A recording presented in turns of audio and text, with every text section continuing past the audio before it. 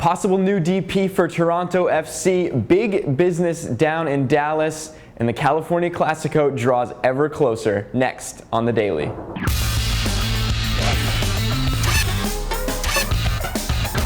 Hey everyone, welcome to The Daily. Josh Weisenhunt joined here by Greg Lawless. One MLS match on the schedule last night, and it was a good one for one of those sides. Toronto FC 3-0 winners on the road at Stade Saputo against Montreal Impact. Greg, was that a shock result? I think it was a little bit of a shock result considering the way the Montreal Impact have been playing of late, and they did not bring it in this one. Despite having Marco Di Vaio, their new DP, in the lineup up top, and there was a lot of energy and buzz about that, but it didn't pan out. However, this Toronto team is starting to gel. They're starting to really look good in the attack ever since Paul Mariner took over. Danny Couvermans, in the last 3 games since Mariner took over, 4 goals in those 3 games. Ryan Johnson also showing what he can do up top as both a target man and a finisher. If you haven't seen his goal that he scored against Montreal, he had a beautiful little chip into the upper 90. Make sure you check that one out. So look, this is a Toronto team that is going to be very hard to beat, and now that the attacking weapons are starting to fire on all cylinders, this is a team that could actually do some damage. You talk about teams that are hard to beat. Davy Arnaud, the captain for Montreal, said afterwards that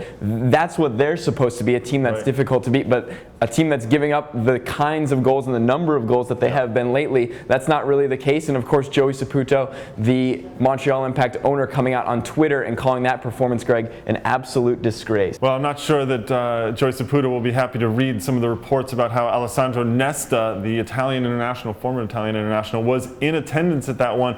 And the reports are right now that he's actually in talks with Toronto and maybe getting closer to Toronto FC. So the team that went and beat the Impact 3-0 on their home turf could actually be getting stronger going forward. Yes, and Paul Mariner has said all along over the last couple weeks that they need a boss on that back line to really patrol things and help those young defenders come along. You have to think that Nesta would be the perfect solution for that.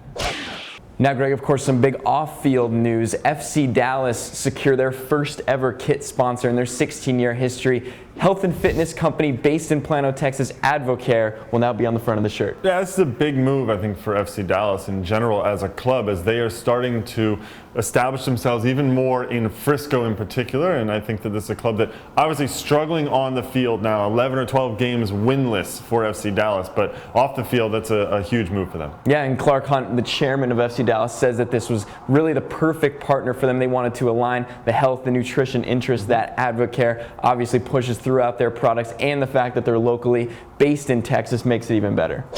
And finally, the big match coming up this weekend, the California Clasico, is getting ever closer. San Jose and LA, Greg, we know we're going to have a big crowd at Stanford Stadium on Saturday night. And it's the 3rd match in a week for the San Jose Earthquakes, but it's arguably the biggest. It's going to be massive. And San Jose Earthquakes, of course, on top of the Western Conference. The LA Galaxy shooting up the standings right now ever since they've started to get a couple victories, 3 victories in a row for the Galaxy. They're going to be 47, thereabouts, 1,000 people at Stanford Stadium on Saturday night. It's going to be a fantastic match, I think. Yes, and of course we talk about the term revenge a lot, and you never know how much it weighs on the minds of the players, but you have to think that the Galaxy are thinking about that 3-2 loss at home at the Home Depot Center back in May at the hands of the Earthquakes. Yeah, and particularly considering the Galaxy are now beginning to find their rhythm.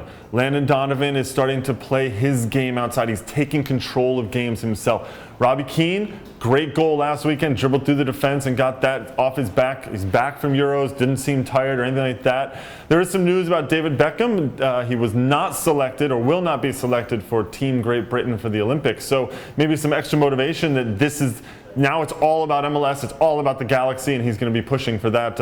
And this is where it starts, I think. You go up against your biggest rivals up the road, and you get a victory in their house. This would be huge for the Galaxy. And plenty of motivation for both sides. Don't miss that one. It's the California Clasico, San Jose and LA, 10 p.m. this Saturday. You can watch it on ESPN2. Just a reminder, 4 days left to vote for your MLS All-Stars when they face Chelsea on July 25th at PPL Park. And make sure to check out Extra Time Radio later on today on MLSsoccer.com. That does it for us here on The Daily. We will see you guys tomorrow.